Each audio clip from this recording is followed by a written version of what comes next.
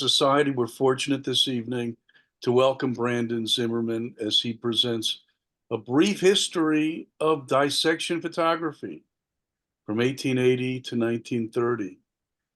His program tonight will explore a little-known segment of photographic history, this is the subject of his recent book, published by Bristol University Press, entitled Dissection Photography, Cadavers, Objection, and the Formation of Identity. And Eileen is holding that up for us right now.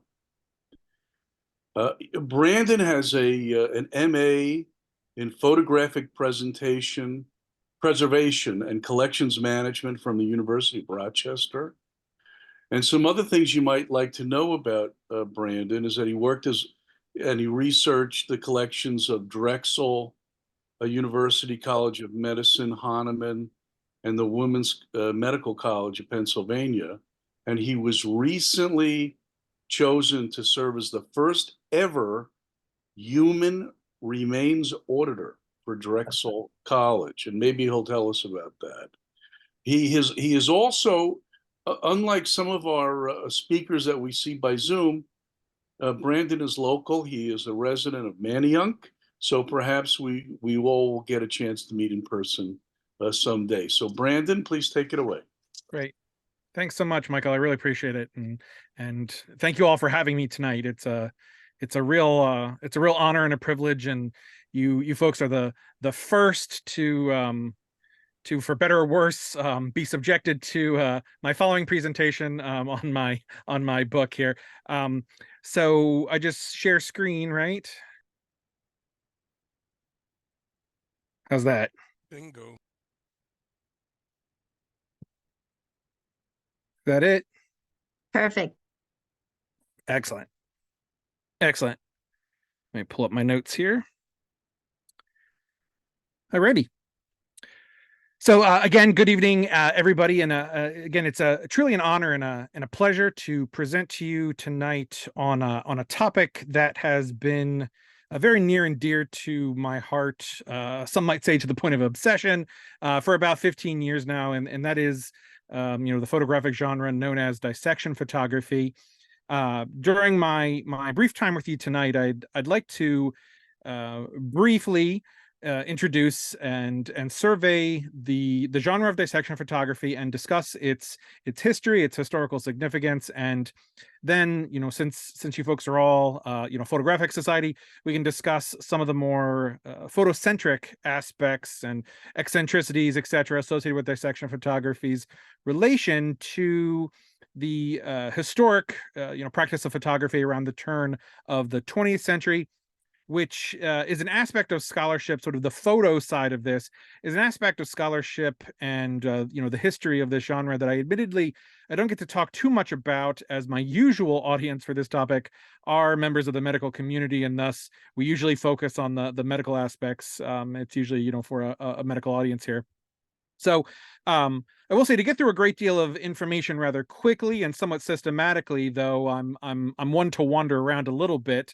I'm basically going to be presenting a few abridged excerpts from the introduction and conclusion of my new book, Dissection Photography, Cadavers, Objection, and the Formation of Identity. It's apologies here for my shameless plug, but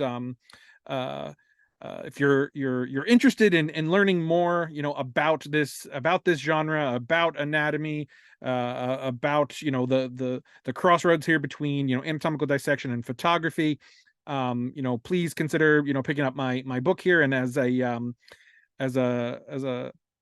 wonderful offer to you folks, being the first organization that I'll be speaking to, my publisher has offered you all a 50% discount on the book if you purchase through their website. It's a British publisher. The book is in pounds, so if you are interested, definitely take advantage of this, because as an academic press based in England, the book is expensive. I will not mince words there. So this 50% off discount is awesome, and that goes until the end of the month.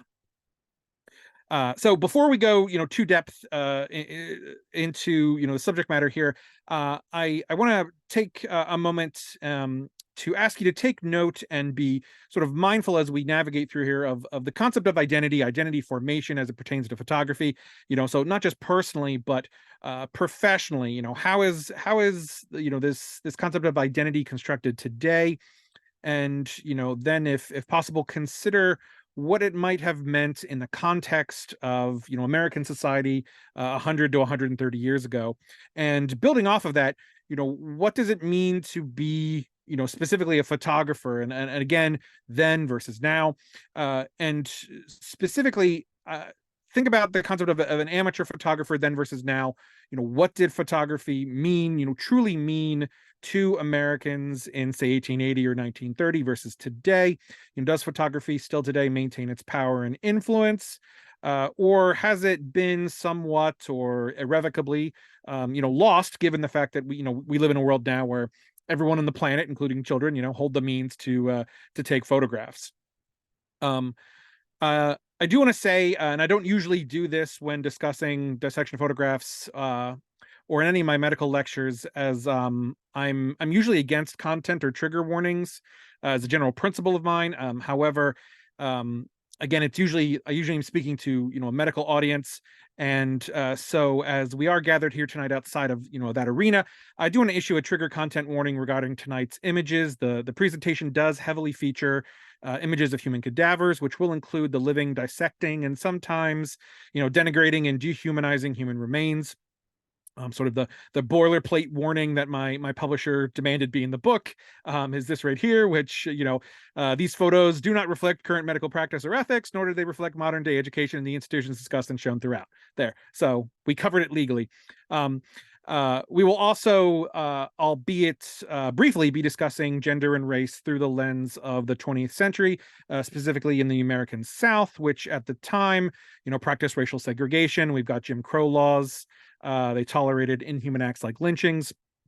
And the medical profession, thoroughly engaged in really the systematic targeting of black bodies, grave robbing black cemeteries for the literal stock to fill the dissecting rooms. So with all of that in mind, my final ask here before we get into it is, and I know it's a big ask, but do try to keep an open mind about what you're going to see and hear tonight.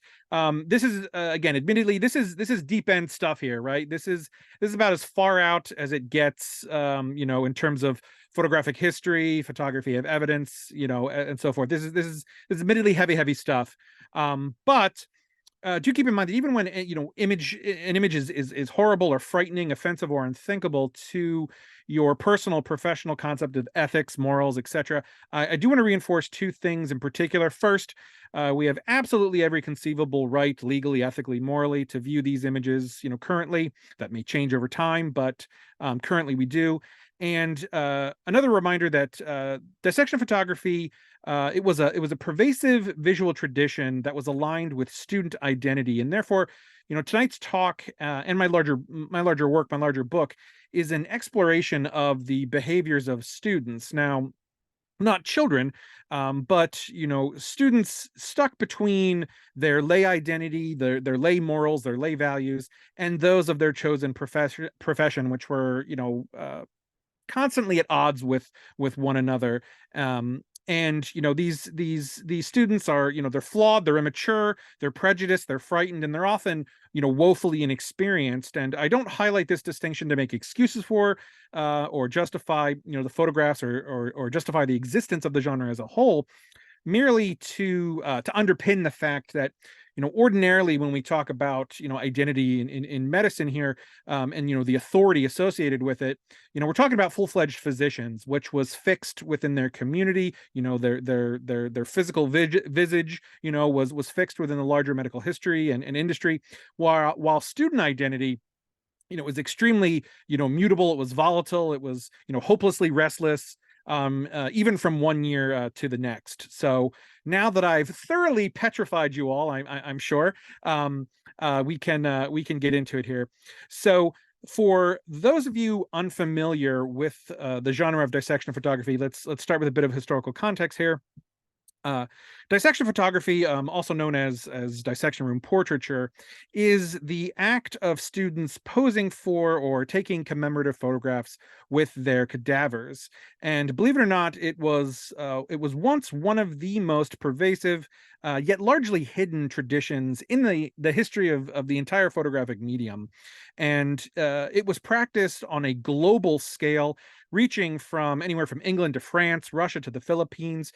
Here in the United States, the genre began really in earnest in the late 1880s and evolved decade to decade to include different tropes and conventions until roughly the early 1930s. So we're talking about, basically a 50-year, time frame for this.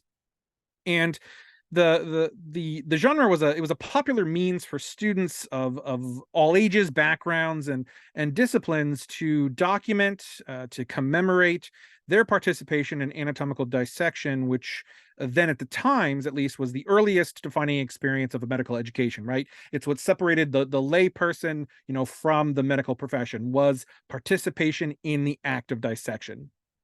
Now, in an age in which photography confirmed occupation and established identity, dissection photography became a ritualized tradition that was really inextricably linked to a professional rite of passage, that being dissection. And again, for over 50 years in the United States alone, thousands of students from virtually every institution in the country that participated in some form of anatomical education, and anatomical dissection, they joined together in the creation of these images, and we're talking about them generating literally tens of thousands of images in this process here. And they did so regardless of gender, of race, ethnicity, country of origin. They did so regardless of religious affiliation, or whether they matriculated at universities, colleges, or schools of medicine, dentistry, osteopathy, homeopathy, mortuary science, eclectic medicine, chiropractic medicine, and even, if you can believe it, veterinary medicine. So if you were wondering, is this some bizarre fad that only a few students engaged in, I would say nay, or, nay, it was not. And Dissecting room portraits, they weren't just ubiquitous in quantity, and again, as photographers associated with, an organization of your age here, I thought you all would find this, particularly fascinating, that dissection photographs, they came in all types of formats, sizes, and processes. By 1910, their abundance on the planet was matched really only by their variability. They were taken, they were printed, they were mounted by commercial photographers in epicenters of culture, medicine, and photography, like Chicago, Baltimore, Richmond. Here in Philadelphia, was a big one, and the images ranged from large format prints and solar enlargements, like this one here, to student-made snapshots, folded, wedged in the back pocket wallets, or you might find them shoved into the medicine bags of pioneer physicians in California, Alabama, and Nebraska. Now, to go a little more, technical on the photo side of things, on a technical level, one would be hard pressed to find a more diverse photographic genre than the dissection photograph. The benefit of it having reached its prime at the turn of the 20th century, the genre embraced almost every available paper-based photographic process of the times. What's more, nearly every popular commercially available format was used, including carte de visite, which we saw a little earlier, a cabinet card like we see here, and even though I'm not 100% sure of the actual utility of it, they did actually even turn these into stereographs. Now, around the early 1900s, the dissection photography and photography, in general, took an exciting, but at least in this case here, an admittedly rather bizarre leap, which was spurred by advances in camera technologies, such as the advent of the Kodak camera, or later the 3A camera, which took real photo postcards. And so at this time, we see the turn of the 20th century, we see dissection photographs begin to be turned into dissection postcards, and soon they circulated the country, arriving in mailboxes of unsuspecting loved ones, and really in untold numbers via the United States Postal Service. And literally from the medical schools of New England to the dental colleges of California, I've even found some in Hawaii. Students use the dissection postcard essentially as a transgressive means of communicating to friends and family their professional experiential growth. But now, thanks to this technology, the commentary here did not need to be purely visual.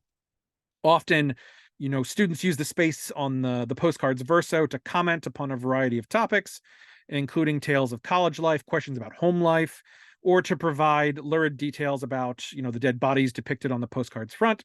A number of these messages, included anything from sarcastic taunts or missives about the student sender's personal dissection room experiences to, how, a potential medical student needs to, practice to acclimate to the dissecting room. Here, the sender saying that they would advise that they start basically cutting up dead animals to get enough practice.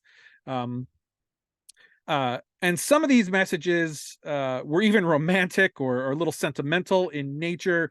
Here on the back, the sender sending to his sweetheart says that while having nightmares, he has something else to dream of. Charles to Lulu, which is a very sweet, adorable sentiment, which may or may not find its proper impact when you consider the fact that this was the image on the front that he sent to Lulu. So, now, on a more serious note, it is important to note that as artifacts that reflected upon the times in which they were created, and again we're talking 1880 to 1930 here. Dissection photography, these images, they commonly echoed the biases and the bigotry of a nation that was still reeling from the socio-political changes that were shaped by the outcome of the Civil War. And principal among these sort of changes, these customs, were unfortunately bigoted views and insolent behaviors extended towards women, the poor, and most especially minorities, particularly persons of color. And as we see here, this is a truly vile dissection table epigraph here. This extension of bigotry and hatred, normally reserved for the living, in these cases they did extend it to the body after death. There was unfortunately no escape even in death from this. And again, sadly, despite students' oath to heal the wounds of humanity, these intolerances that they personally were exposed to and expressed, or were subjected to in the external world, unfortunately this thoroughly infiltrated, and in some schools, particularly in the South, again, it thrived within the insular realm of the dissecting rooms, and found expression through their photographs. And by custom indifference or shared viewpoints, schools and their administrators really did little to curb or prohibit the proliferation of these immoral and unethical acts and photographs of this nature. And to the institution of American medicine, then the indignities associated with students dehumanizing African American cadavers by hanging their dissected bodies in trees around campus to frighten the living community, which they did commonly in North Carolina, or later using the medium of photography to evidence the otherness of their school's Black janitors by having them assume degrading positions on the floor. It was a tolerated component of student experience and identity. And here in this particular example from the Kentucky School of Medicine, you'll notice the placard on his shirt there that says "Next." The significance of this is basically for the students, the staff, the school, American medicine in general. Basically it is a reflection that no matter what this individual accomplished in life, to them, to the American medical education system, this gentleman was ultimately conceived as nothing more than a future cadaver, which is truly unfortunate.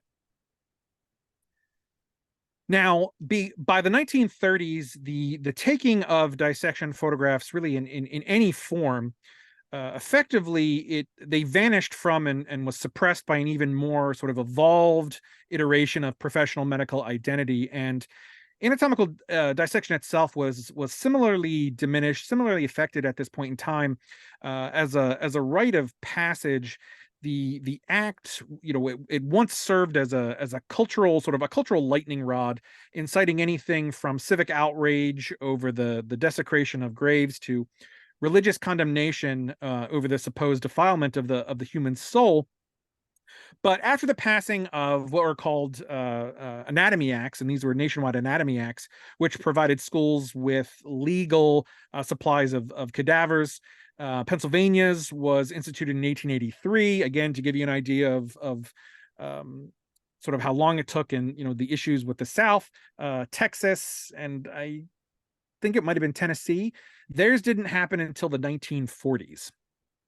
So now with this legal supply of cadavers, the need for students and they called them resurrectionists or ghouls to rob graves or import bodies from other regions of the country, it essentially became excessive and unnecessary. And with controversies over grave robbing effectively ended, newspapers stopped their sensationalized coverage of these scandalous medical matters involving the medical students and the dead. And really by the start of World War II, the general public had shifted its perception, exhibiting really neither fear nor any real feeling whatsoever towards the dissecting room and what transpired within.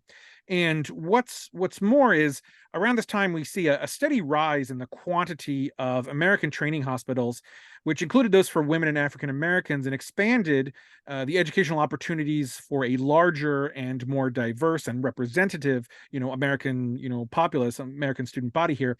And so coeducational schools really were the wave of the future. And these changes were swiftly reflected in their photography, and not only just who posed for dissection photographs, but who took these photographs. It was no longer sort of the exclusive domain of white Protestant men. And in addition to this new era, a modern and moral medical education involved direct engagement with a host of different patients. The critical focus was about how one treated the living, not how one coped with the dead, which historically, in the 19th century in particular, you only went to see a doctor if you were about to die.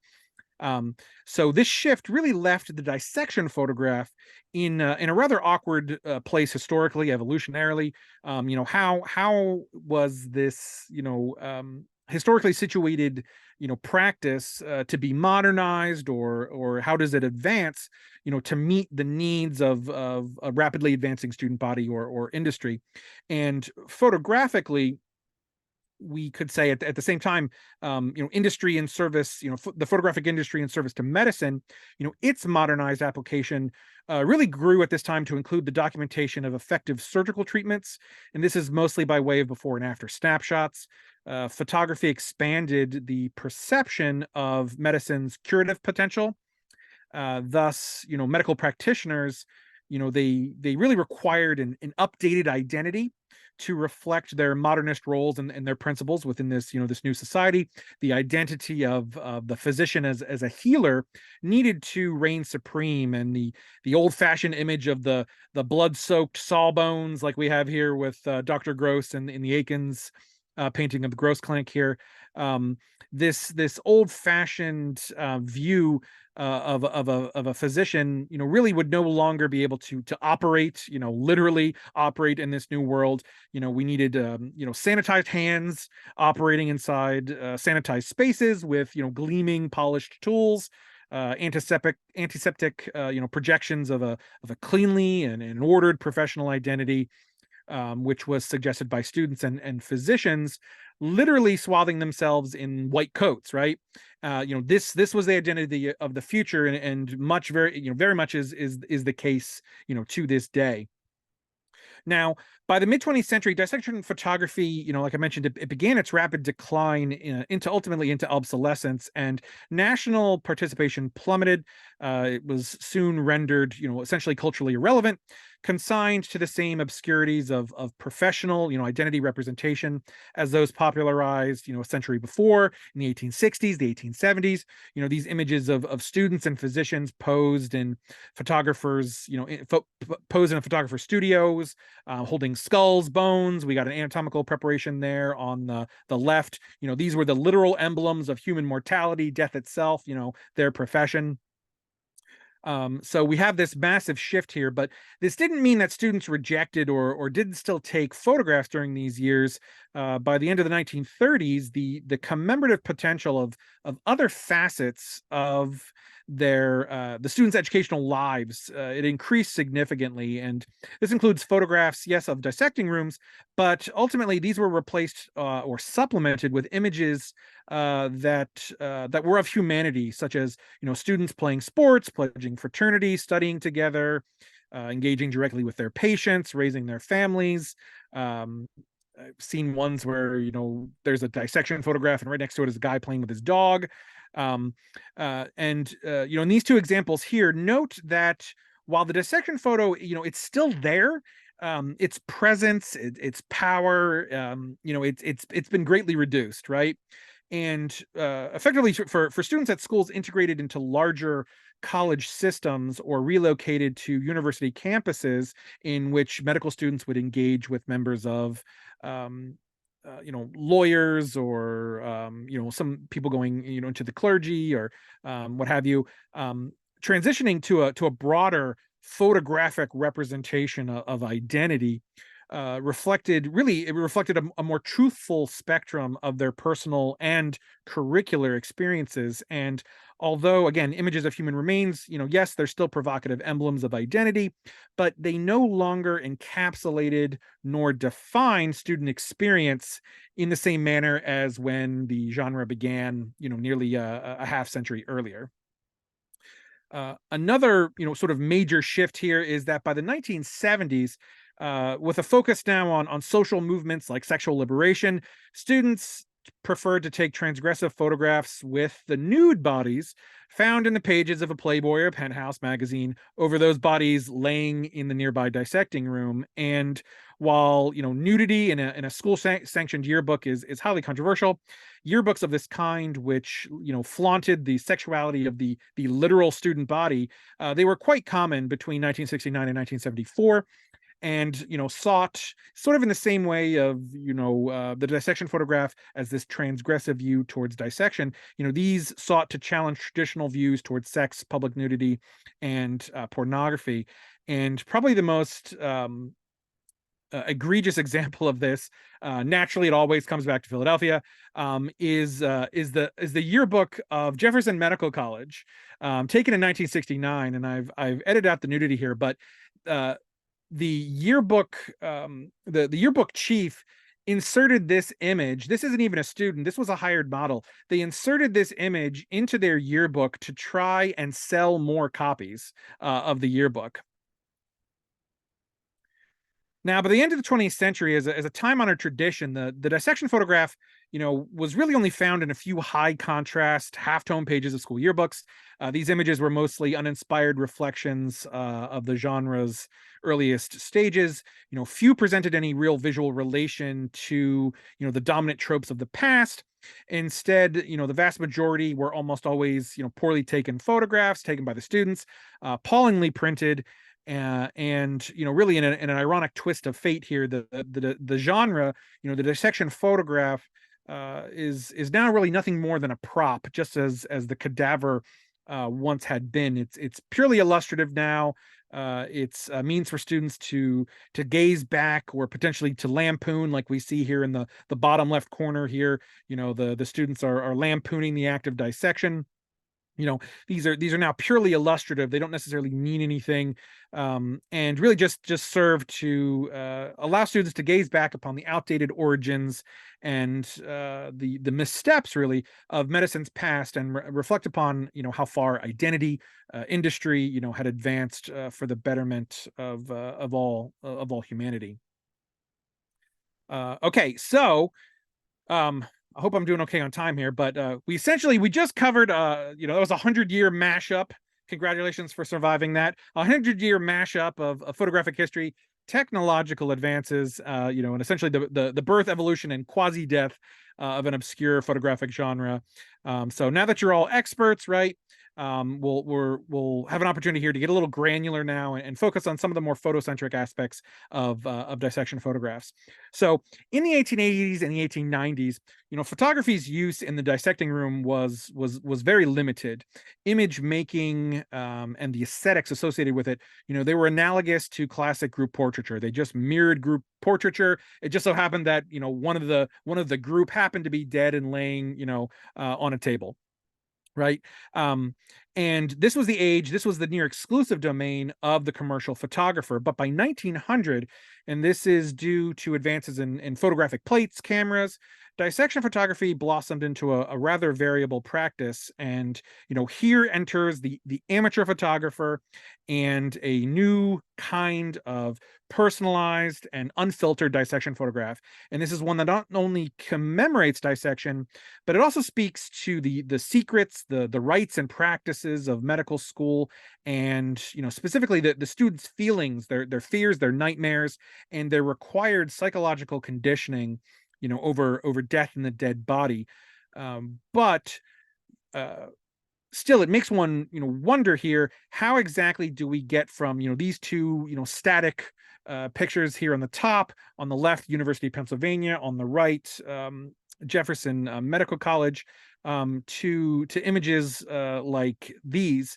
What were if we were to examine these a little more thoroughly, what were some of the primary events or changes within what is essentially a limited genre?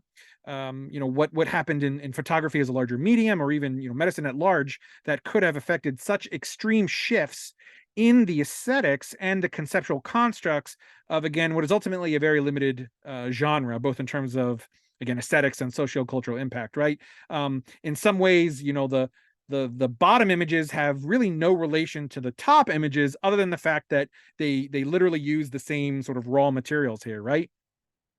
So the answer to that question, at least as far as I argue in my book, is truly a unique collection of cyanotype dissection photographs, which are located here in Philadelphia. They were taken by Alice Evans, a medical student at the Women's Medical College of Pennsylvania, which was the first degree granting medical school. And that's they've taken circa 1892 to 1896. And these photographs are significant for multiple reasons. And first, it's because they are some of the earliest photographic records of dissection by groups of women, and I'll expand upon that further in a moment here. And they were printed using a rarely encountered process, the cyanotype. You rarely encounter these within the larger corpus of images here. Even back then, they were kind of usually used only as proofs. And they're currently the only known dissection photographs that I know of, after looking at maybe not tens of thousands, but at least thousands upon thousands. They're the only known dissection photographs that I'm aware of that have been taken with a Kodak #2 camera, which was one of the earliest amateur cameras ever made. And this latter point really makes them effectively the missing link within the evolving genre of dissection portraiture, because they document the critical transition from, again, the more passive postures that we saw at the beginning there of stage photographs of professional photographers, to the more dynamic and assertive positions in amateur-made snapshots and tableau photographs in the 1910s onwards. And Alice Evans used the Kodak #2 to capture multiple facets of her and her classmates' daily lives, not just dissection. While in medical school here in Philadelphia, the vast majority are scenes inside the dissecting room. And again, I really can't sort of belabor the significance of these dissection photographs, because really previous to this period in time, and again we're talking the 1890s, and even technically even afterwards, you really only see images of single dissectors like this one here of student Anna Moon Randolph. You really only see these in extremely rare instances, and that's usually because dissection photographs show dissecting teams, which resulted from the nature of the act, right? Students dissect in groups, but also I'm sure it had something to do with the cost of hiring a commercial photographer, right, to come in and take the photo. It's easier to kind of crowdsource it monetarily. So also with that is this focus on a collective rather a singular identity, and the Kodak really changed that. And likewise, be they single or group shots, these photos provided photographic evidence of the fact that a fact that quite frankly we take granted for granted today, and that is that men and women perform dissections in basically the same way. And although the social atmospheres would have been different in male only or co-ed environments, this equality of procedure, this equality of experience, carried incredible significance. And you may say, why is that important? Why is that equality of importance? Well, one additional aspect of these images is that they weave through medical, photographic, and pop culture circles, because during this time, remember that women, and this included female physicians, they were under immense social constraints. They were limited in their roles, their careers, and ambitions. Even after obtaining their medical degrees, the freedom that the Kodak allowed facilitated a personalized capturing and constructing of truly vital aspects of their photographic identities. These identities were really, at the time, they were heretofore unthinkable to the general populace as well as to members of the medical profession. What that is was posing with cadavers, skeletons, and each other really freed women in part from the limiting conventions of centuries of anatomical imagery here, 500 years of images, that place them in the seemingly eternal role of the dissected, but never the dissector, right? So now with the push of a button and the millisecond snap of a camera shutter, students can now take advantage of their own representative agency, right? These are photos, of women, taken by women, printed by women. um and they did so, not just in the 1890s. This set in motion, this sort of revolution, in a way, that women could now be in charge of their own representative agency, even to the point of joking around with human remains in the almost same ways as their male counterparts had been doing freely for 50 years prior, as far back as 1860s. And so in doing so, these images really allowed them to transgress many of the social strictures, right? The biases, the criticisms that had plagued their numbers for over half a century prior, again, with the founding of the Women's Medical College, here in Philadelphia in 1850. Because really at the time, perhaps the most pervasive criticism of the times involving women in anatomical education was that dissection, they believed dissection violated a law of a woman's being, leading to things like scenes of maternal neglect, domestic discord, and annihilated social distinctions.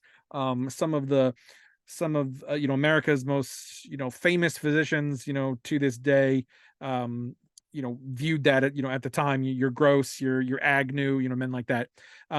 So photography, particularly dissection photography, really showed that these criticisms were unfounded. Now, in the modern era, respect is shown towards the cadaver at all stages of dissection, right? We're talking the last 25 or so years.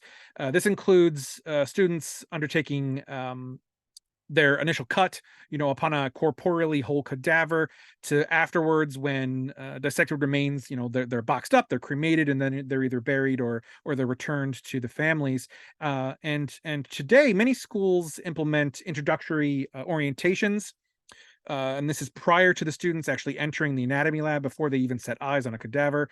And usually at some point in time, during these orientations, the students are told that photography is strictly forbidden.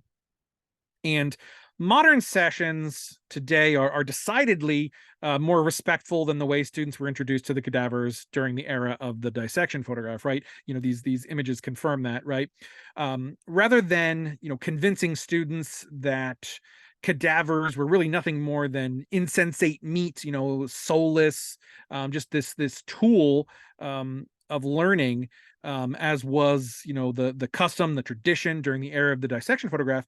Faculty nowadays, they really strive to engender respect through a focus on personhood, which as one who has observed this quite frequently in the last 10 years, that process does have its pluses and minuses that I won't get into here tonight, but I do discuss in the final chapter of my book. So if you're interested in that aspect, and I want to say, speaking of my book and its conclusion, to conclude our talk tonight, I would like to end our discussion here, essentially about a 19th century photo tradition with a little story about photography in anatomy labs, again, today in the 21st century.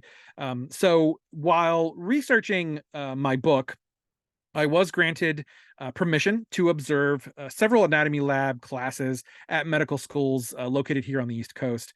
And once we were fully into the fall semester, which is when students traditionally begin dissection, and the first year students were much more at ease performing dissections.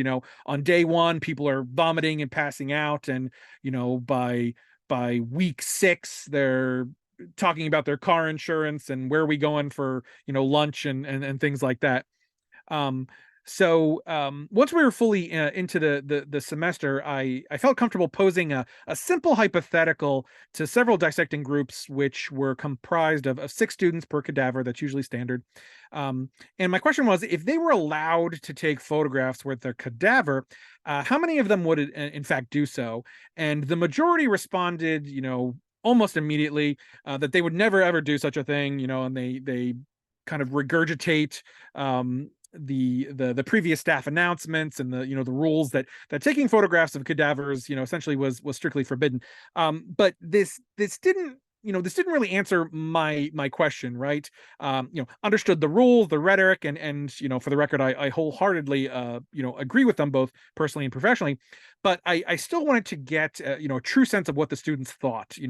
Were their beliefs, their opinions, truly aligned with modern ethical standards, or was this larger policy suppressing some underlying need, right? Some perhaps the same need that students had almost a century and a half ago, and that ultimately led to the genesis of dissection photography.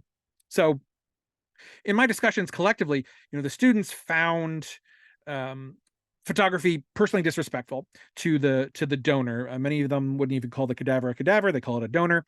They thought it would be disrespectful to the donor and their families. And again, many fell into the classic responses, stating that they would be upset if someone took photos of their bodies or those of family members without consent.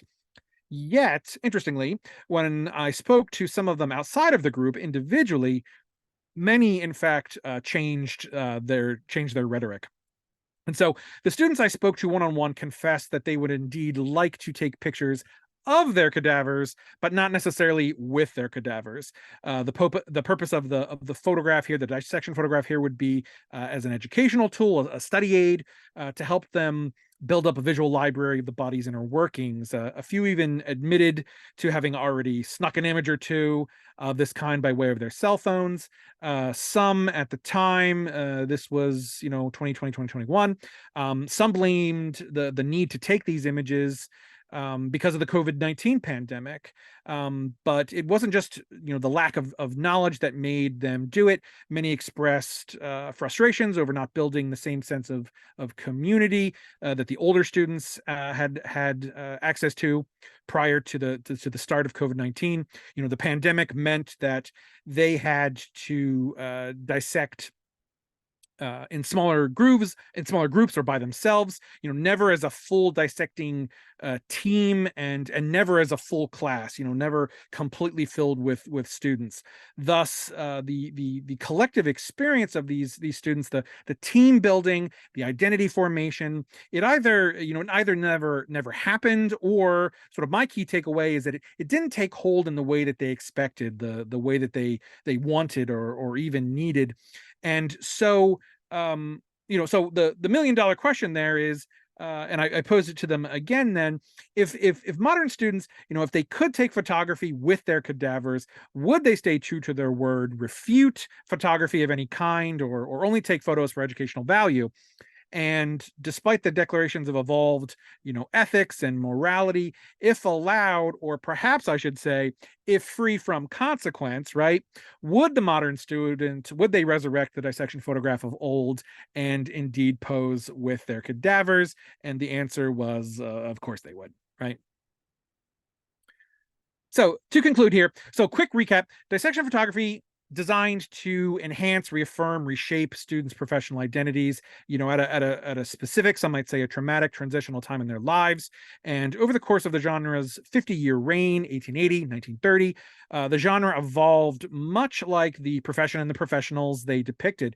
They matured alongside the industry from which they were born, and they really transformed with each decade's photographic advances, from static formalized group portraiture to intimate, expressive, candid snapshots.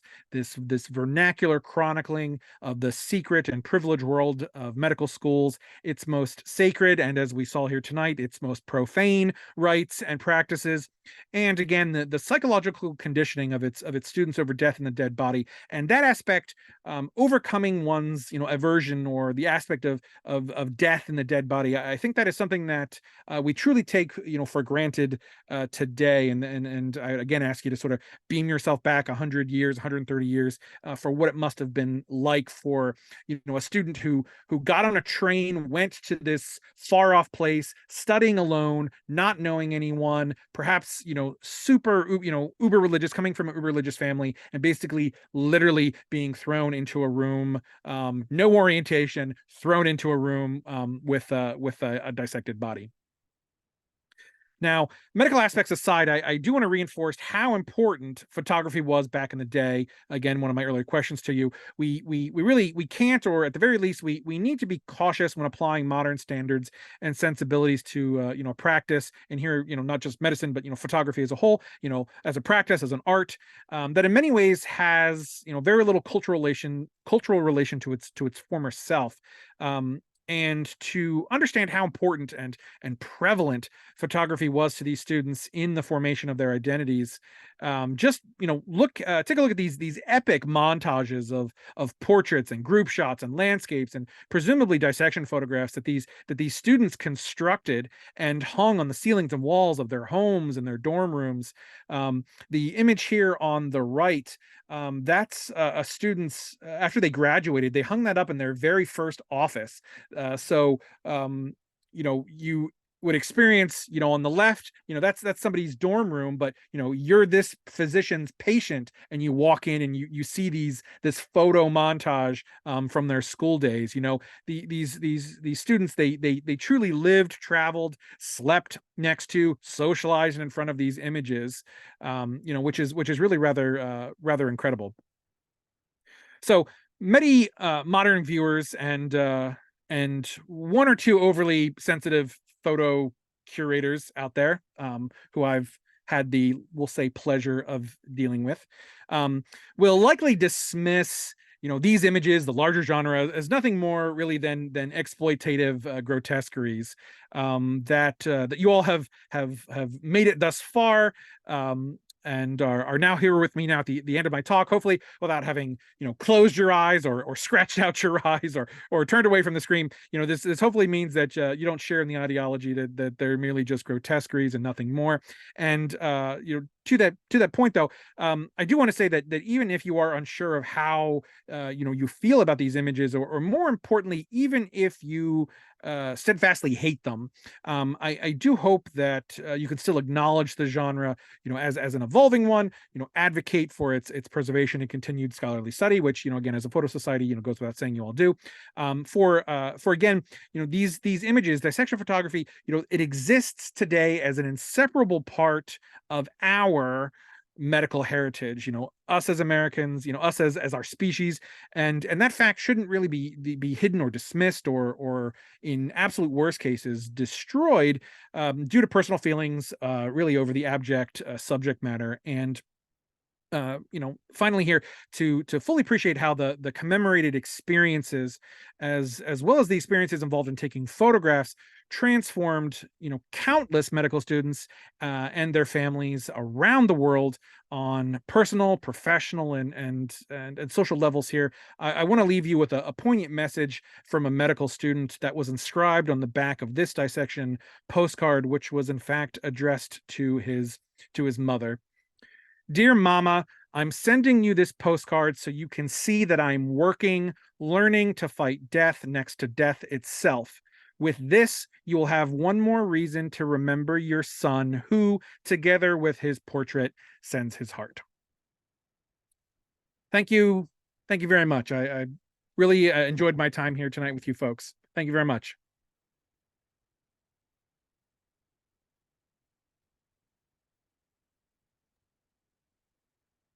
Thank you.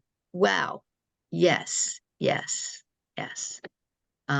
It's really what the Photographic Society is about, and what I really try to promote. It's photography. It's photography. It's photography.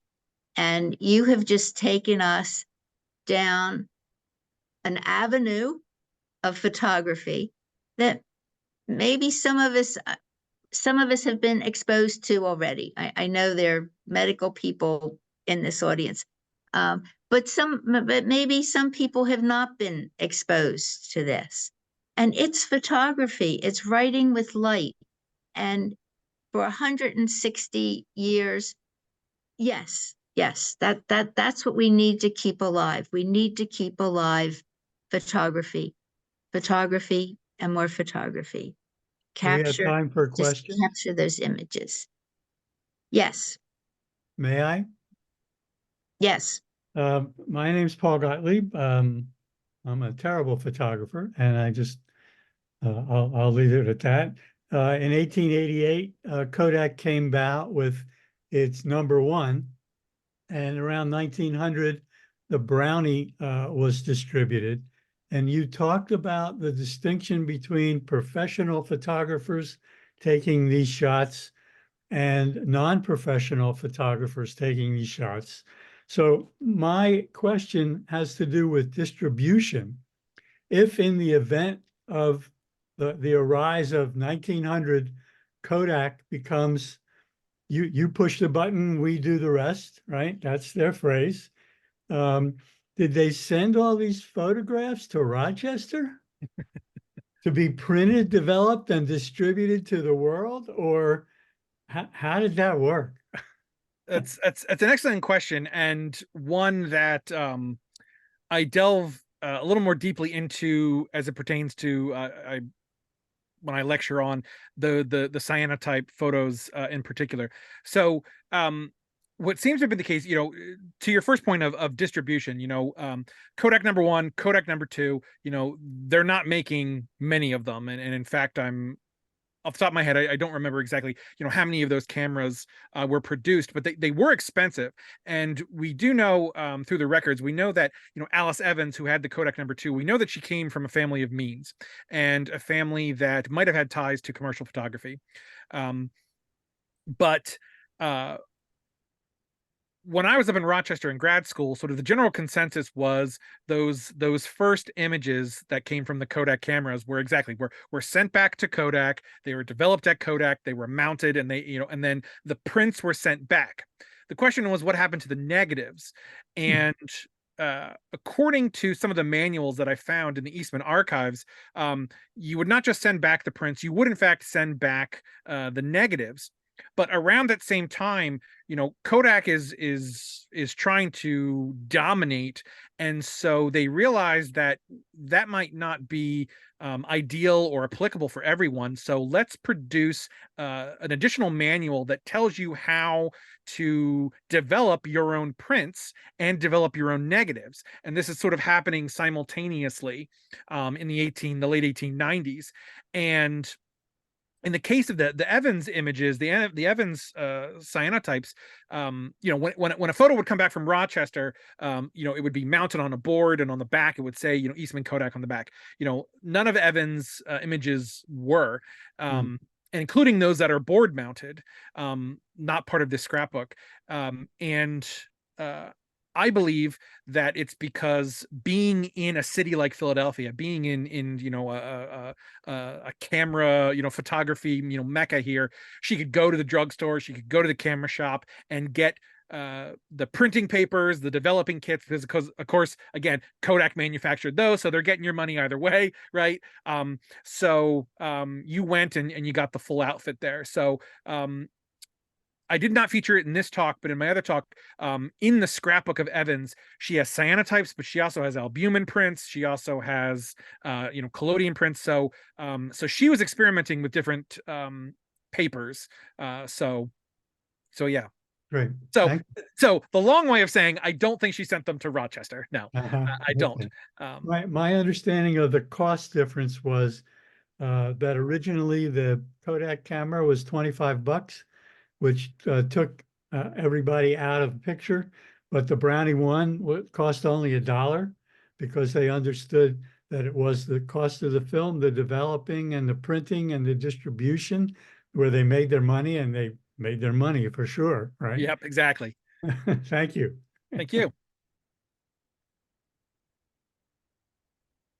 Ask a question. I'd like to ask a question. It was a great presentation, Brandon. Thank you. A non-photography question. First of all, were the cadavers embalmed? I didn't see a lot of blood anyplace, so I'm curious about what condition the cadavers were when they got them. Sure. So, great question.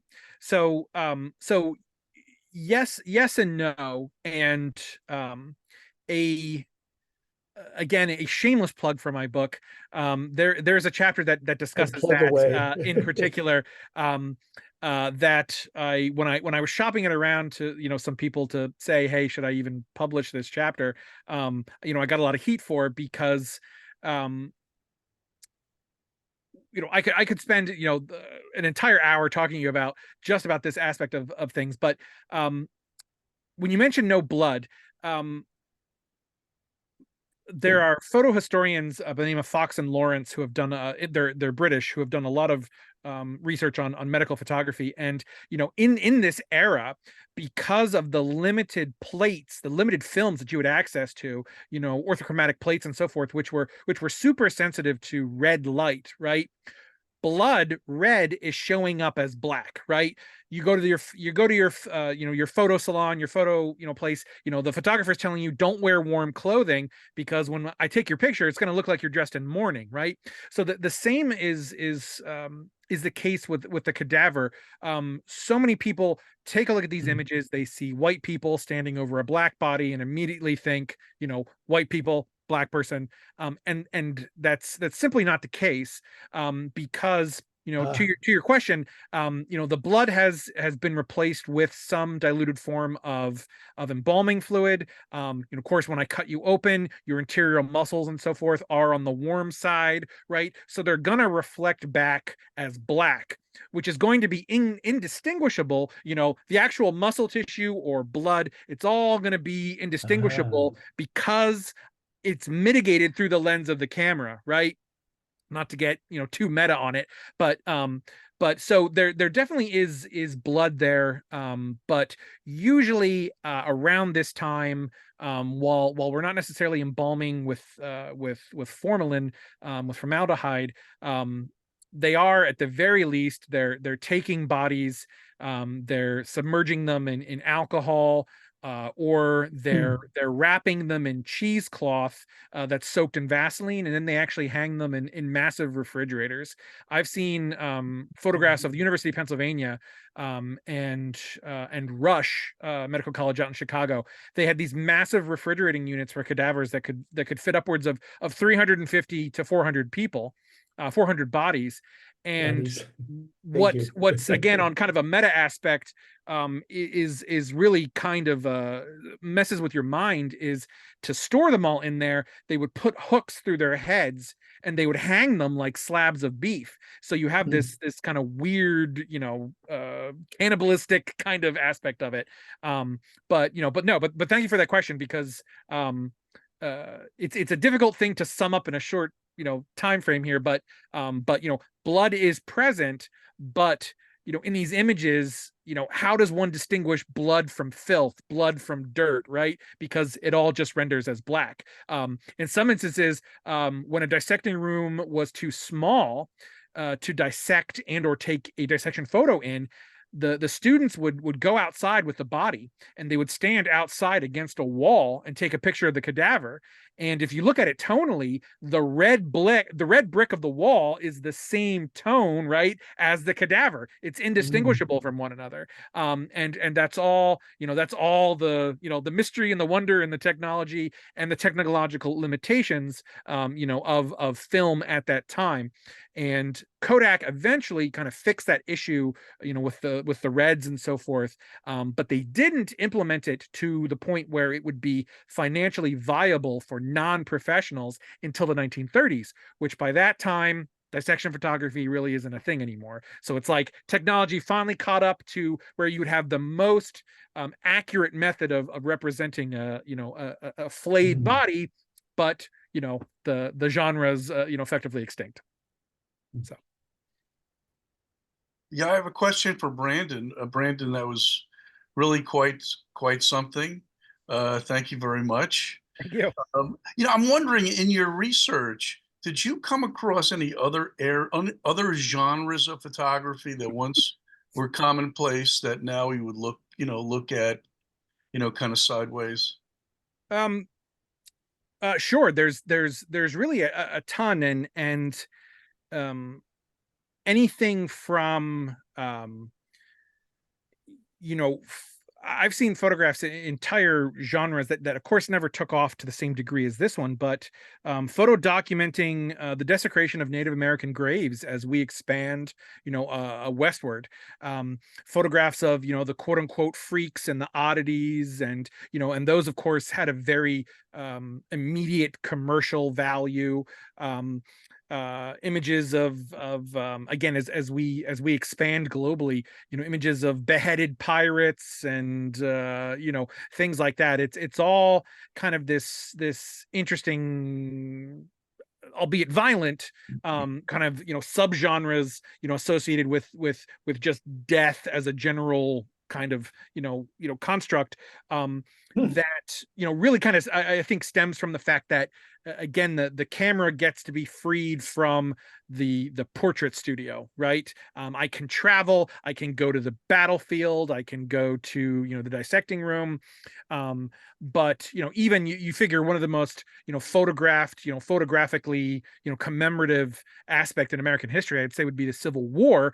And yet, right, how many of those images of the slew of images taken, how many of those actually show dead bodies, or dead bodies that were not shifted or moved around, or what have you, so that they look like they're just merely asleep, that they just fell asleep on the battlefield.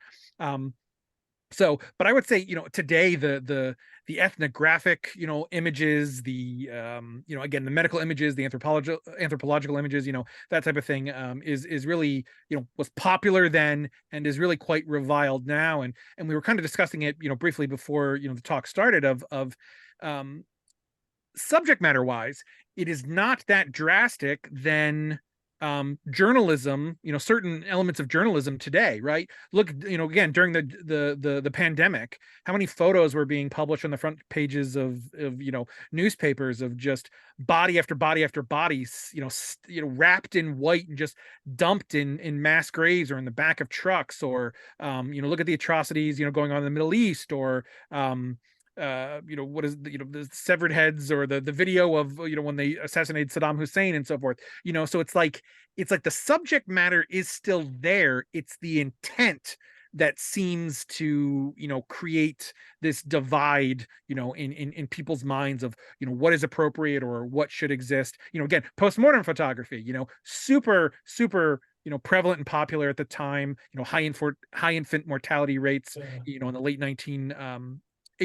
1800s, still taken today. And some people find it sort of this grotesque fad to do such a thing. So there was at one point a lot of photography taken about ghosts.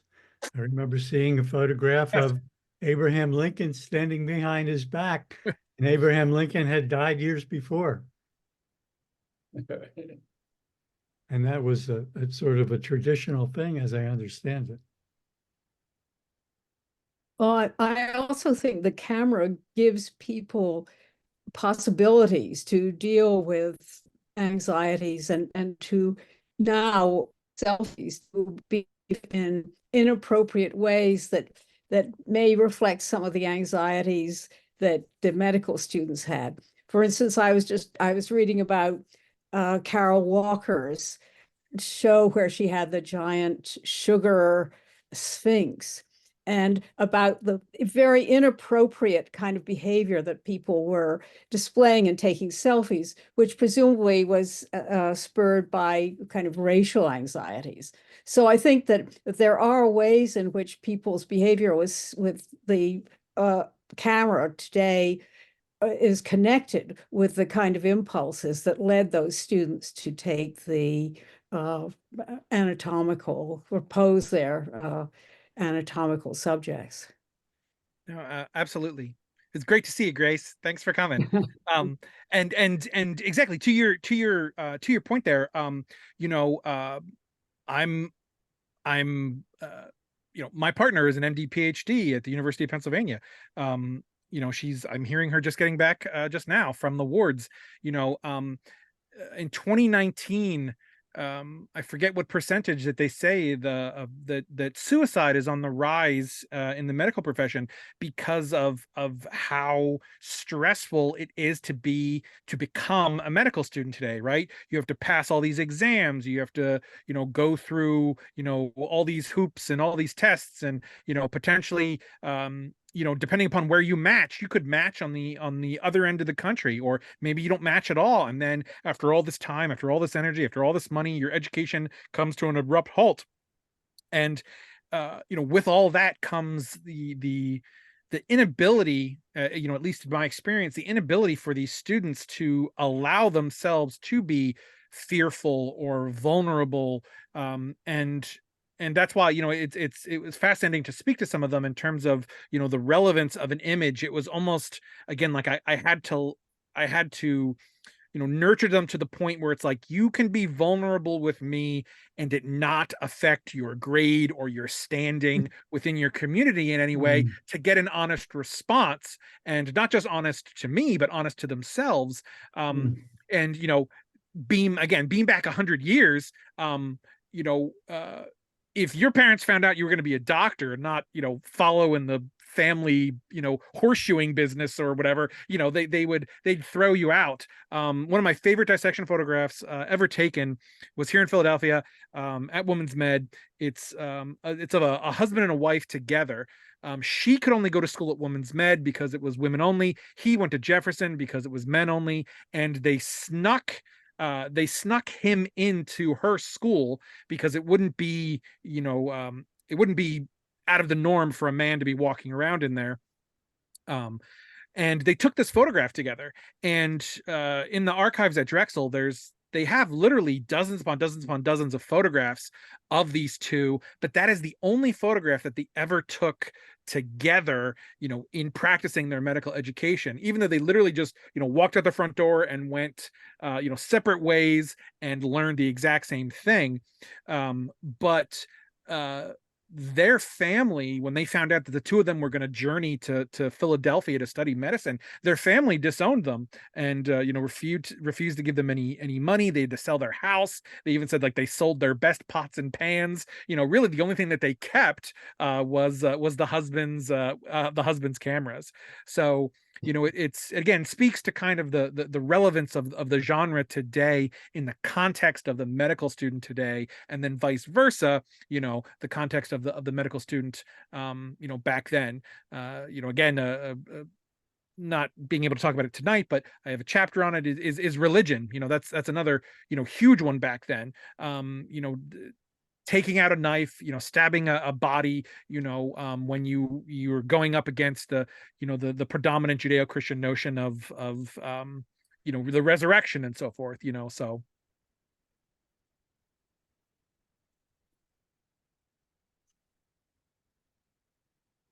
Hey, Brandon, your old friend Claire here.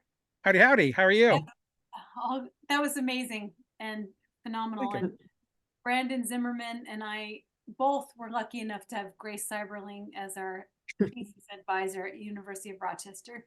But my question for you, Brandon, is I know you mentioned a number of citations of where you saw these photographs that you presented tonight, but could you give us like a grand tour of where else you studied these records?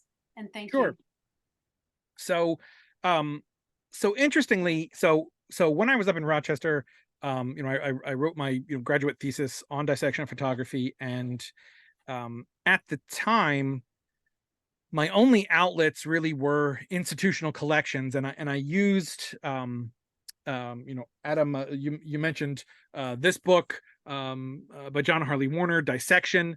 This really is the Bible. I owe so much to Jim and John for that book, and it was truly one of the honors of my life that John Harley Warner actually wrote an endorsement of my book on the back of my book. I didn't see it coming, and it just floored me.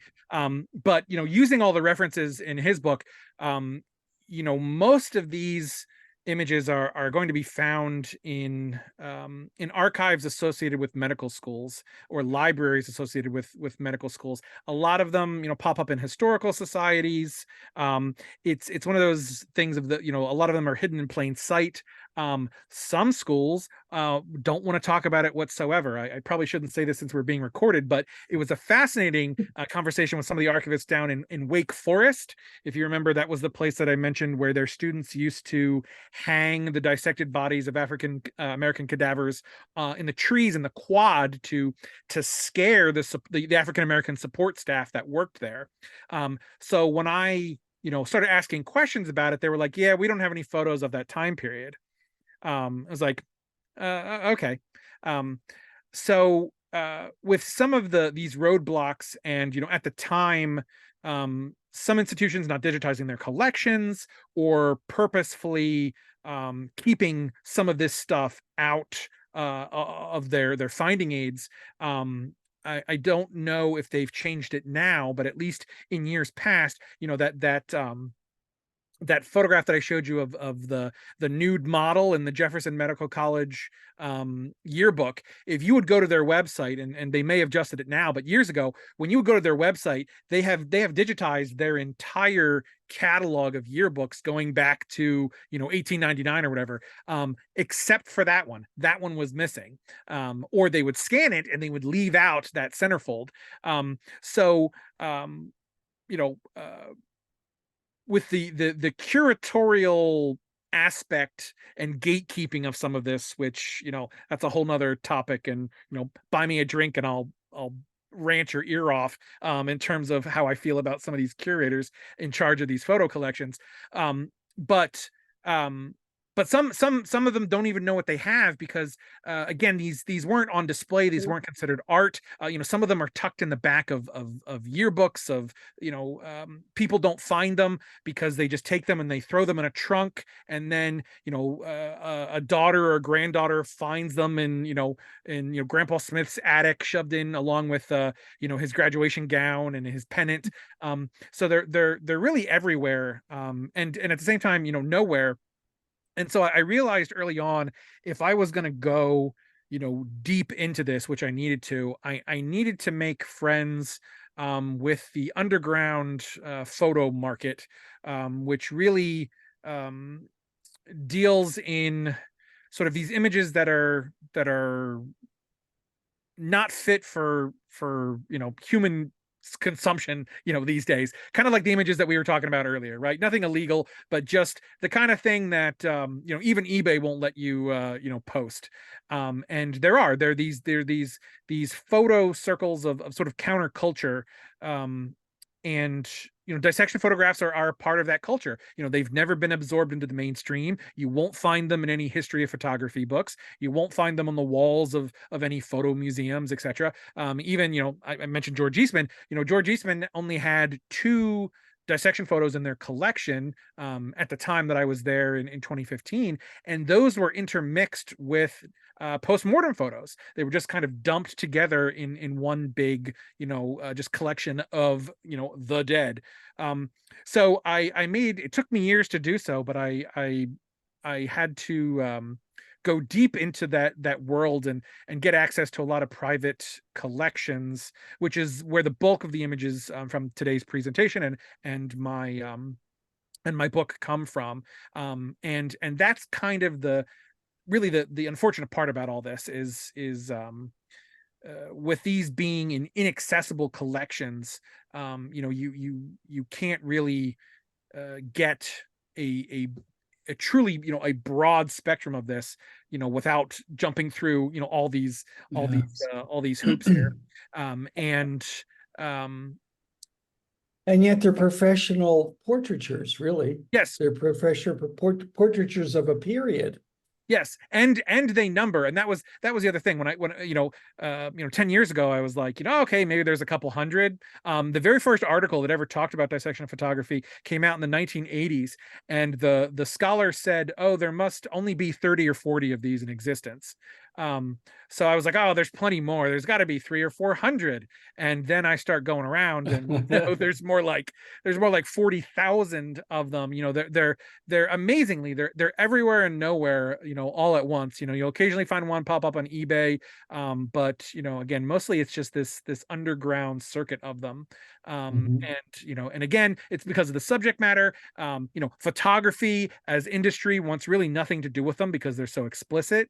And then medicine, as industry, really doesn't want to talk about them too much because look at what they show, right? I could do an entire hour presentation on nothing but just the most deplorable racially motivated dissection photos you've ever seen, and those are the ones that hurt the most, because most of the time it has to do with the living, not the dead, right? And so those types of things, they're not going to see a gallery show. They're not going to even be in a book. So it's difficult to quantify. But again, to your question, Claire, medical archives, historical societies, your Gettys, your MoMAs, your George Eastmans, there's very few examples that at least have been digitized and put online. This is really kind of outside of the scope of normal photo history, photo collecting, etc. Yeah. But I will say, the 2 largest collections that I'm aware of is the Dietrich Medical Center in Cleveland. They have, I think, like 300 images, which used to be the largest collection. I think I have them beat by maybe triple that.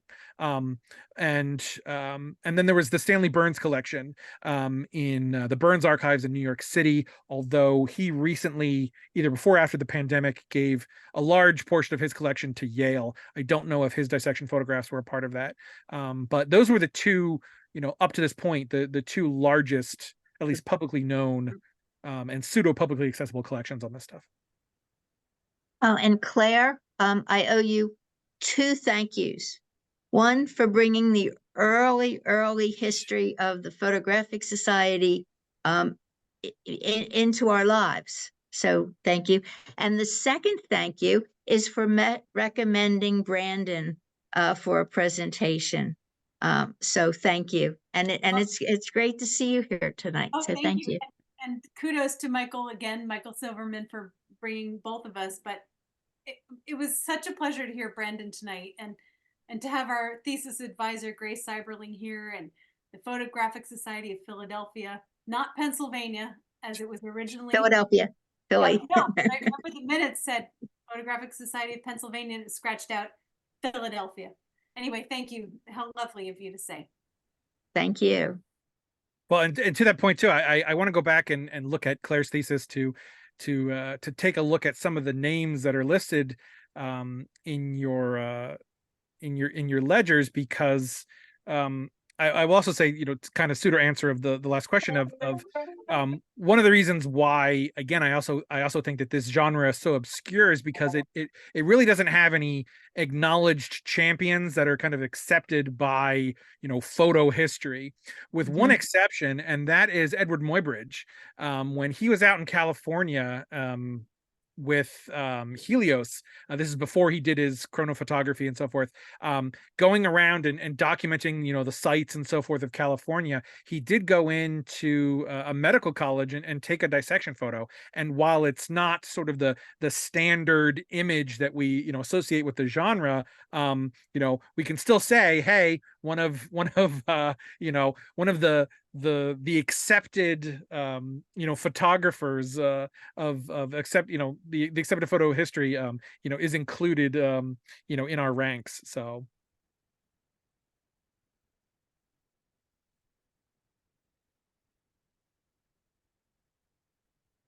So quiet. well, like Michael said, I am local, and you hopefully have if anybody needs my email or wants my email, you have it. If you have any further questions, do feel free to give a shout. I absolutely love to talk about this stuff with everyone, and it's just And truly again, an honor. Thank you for this book. Oh, well, thank you. I really appreciate it. It's really amazing. It was just truly amazing. I really appreciate it. It was a hard road to get there, because in the middle of the pandemic, I got my book contract in the middle of the pandemic, and just thematically with sort of the halting of academic publishing, this series, the Death and Culture series, kind of was the first to go, because when we're living through a pandemic, who wants to read about death? So they originally killed the series, and then it was through Emerald Publishing, and then Bristol brought it back, and I was just so honored that they chose to include my book, because I'd shopped this book around for a number of years to American publishers, and no American publisher wanted to touch it, and my very first British publisher was like, "We love it, let's do it." And then I sent them like 24 images to put on the cover, and I went like super tame, and there was one that was like, oof, there's no way they're going to go for it, but I love it and I'm going to go for it. And naturally, it's the one they chose for the cover. So I was like, wow, man, I like me fish and chips and Midsummer Murders, and now I love the British because they just don't care what what kind of image they put on the cover. And so they chose that one, and so it was really awesome. So yeah, congratulations to your persistence, because it's an excellent body of work. Well, thank you again. Really appreciate that. And people don't realize how much is in this book. Okay, the type. Maybe I'm just an old lady, but the type is very tiny. And if it was real type, real size, readable type, the book would be 4 times this thick.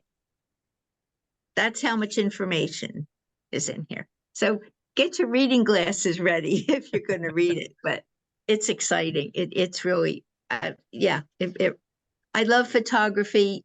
That's why I really work so hard to keep the Photographic Society alive and well, and we keep promoting photography from this view, that view, whatever. It's photography, and I call it writing with light, and we just have to keep doing it.